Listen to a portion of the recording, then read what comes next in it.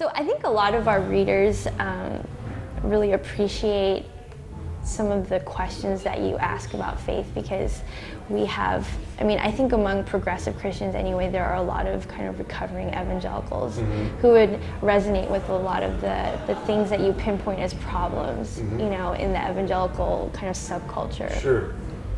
So maybe you can start by sharing with me a little bit about kind of that journey of really discovering certain things that maybe you were really amped about at first, about church, and then started to kind of question, and that kind of trajectory. Yeah, share with me a little bit about that. The first times that I started to realize that I feel like that people, in an effort to sort of win the cultural war that evangelicals seem to be like in, which I think is ultimately a war, a battle against Darwin, still, that people are willing to sort of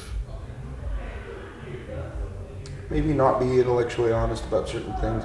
I remember when I was, I think in the 7th or 8th grade, my mom got this book called The Light and the Glory, and it was like one of the first in the wave of sort of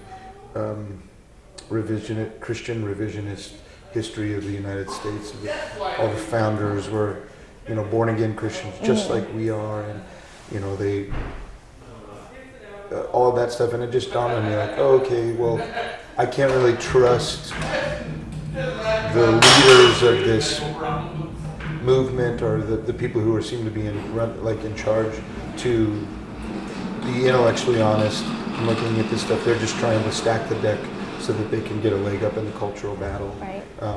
And so then that just got me, I'm a pretty curious dude anyways, and because I did come from evangelical Christians, I also have that kind of modernist bent where like I want proof texts and appeals to authority and all that stuff. And so it just got me like, for the longest time growing up, it was just, I was concerned with reform more than anything, because there was plenty to do, but I feel like the ship of the church was way off course, concerned with these this sort of desire for political power in a way that seemed to me to be the opposite of biblical ideas, as well as the church's relationship with wealth and the wealthy.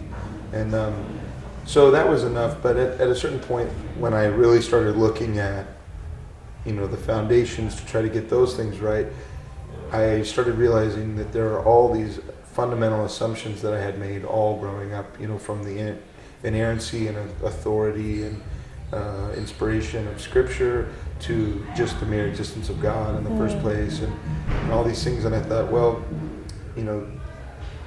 if you're really gonna make this your own, then you can't begin with these assumptions. You have to go below them and find out what their foundation is and what premises there are.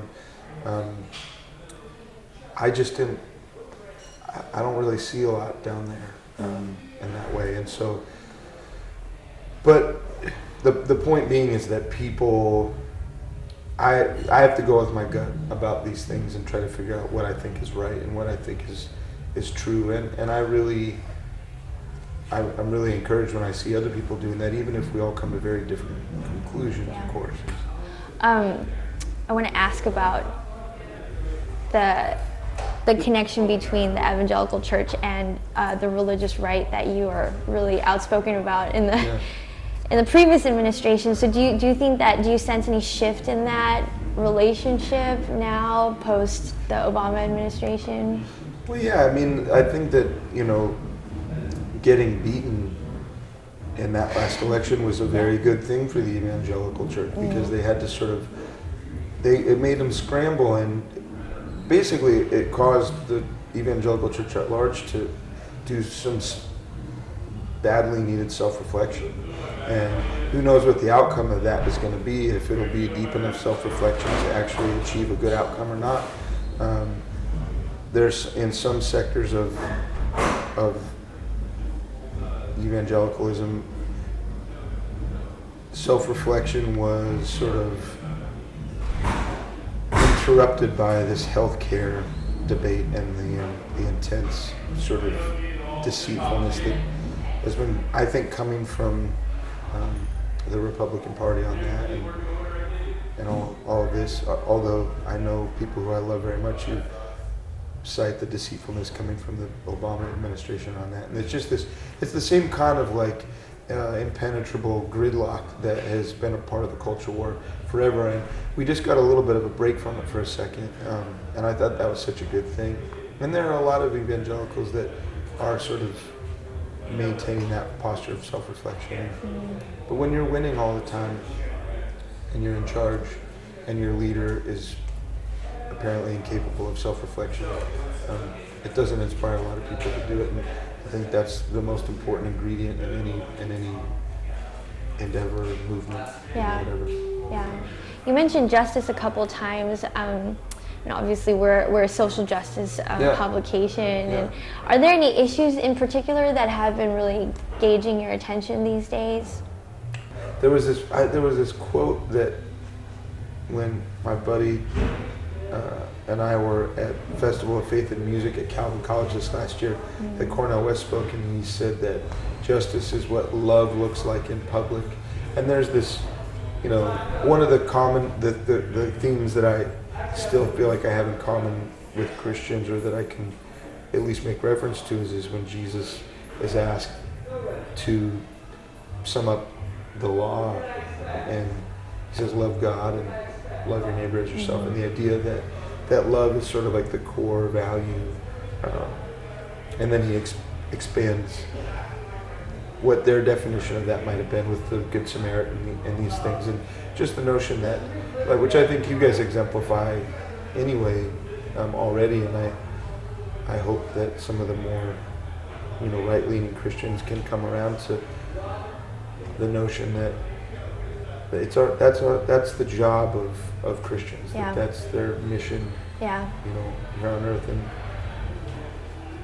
I mean, if somebody's focused on that, I couldn't care less what they believe, and vice versa. People, believing the right things and not doing any of the right things is the norm in evangelical Christianity, and it's really. It's perplexing. I'm flabbergasted every time.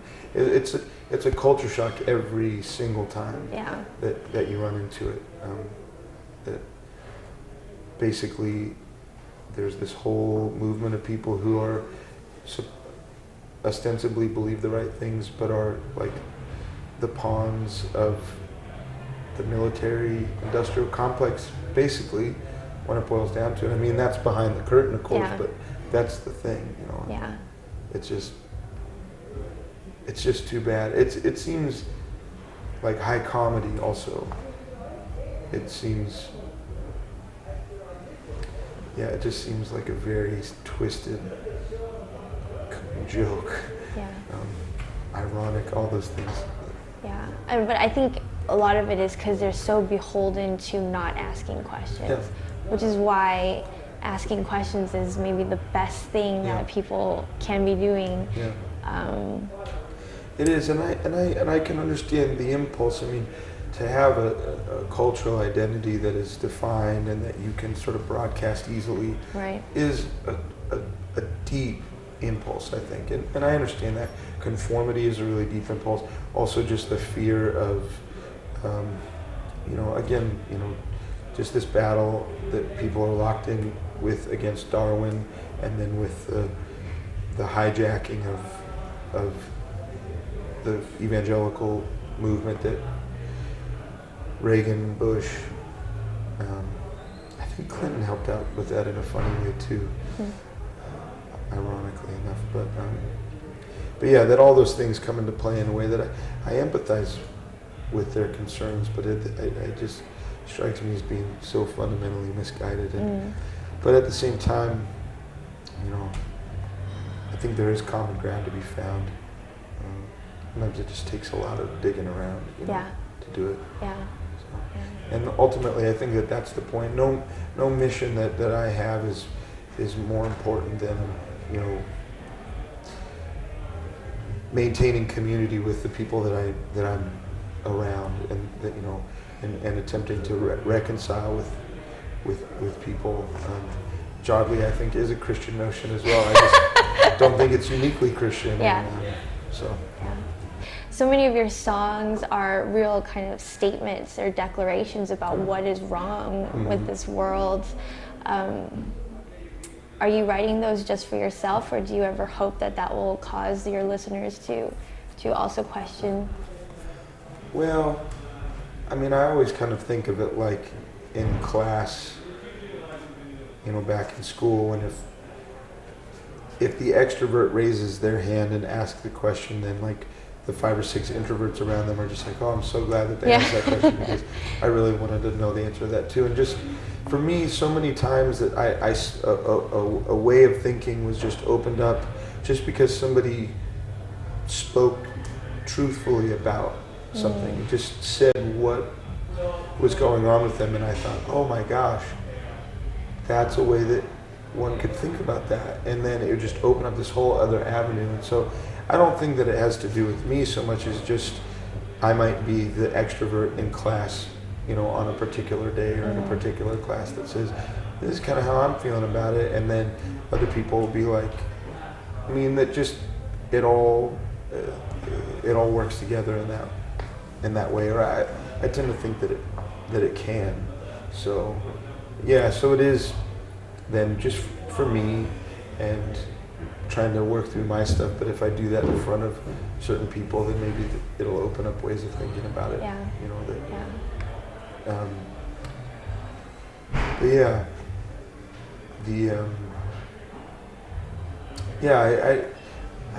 I guess I just think a lot about information and my friends and family, and attempting to really live in harmony with them, even though there are some pretty profound differences. And so a lot of my energy goes into, you know, treating my family well and trying to kind of get my act together and be good and considerate of them. Man, it requires a lot of energy. Yeah. It's really great. Yeah. Thank you so much for your time. Yeah, you're very I know welcome. this is, you know, kind of rushed, but. Oh, no.